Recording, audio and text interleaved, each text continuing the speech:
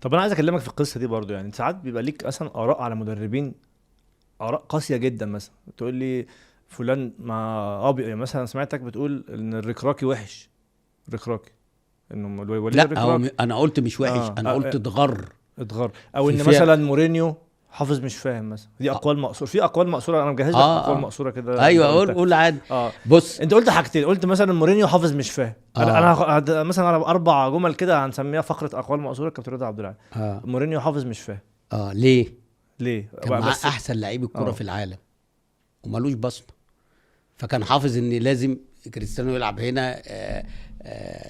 مش عارف. اه يعني كان الفرقه اللي كانت معاه، بس واخد الانتر ثلاثيه يعني. حبيبي مورينيو ماشي. ما بيعجبكش؟ ايوه، لان طريقته اصلا في الاساس دفاعيه، وبعدين بيلجأ لحته لو مش قادر عليك في البدني يقدر عليك بالضرب. مدارس بقى. لا مش مدارس، هم اصلا الكره البرتغاليه اصلا ضعيفه بالنسبه للفنيات، انما قويه بالنسبه للالتحامات. هنا في فرق. مم. هو عنده الالتحامات اكتر من الفنيات، خلي بالك. ما هما الاتنين لما بيجوا مثلا ريال مدريد ايام ما كان مورينيو ماسك هو و جوارديولا في برشلونه. لا واتلتيكو بقى مدريد. اه سيميوني مثلا. اتلتيكو مدريد كانت بتتفوق عليه ليه؟ لان ضرب هم بقى اقوى. معركه بقى. اقوى، انت اه بتحس داخلين خناقه، بس عارف في الاخر الخناقه مين اللي هياخدها؟ فريد شوقي.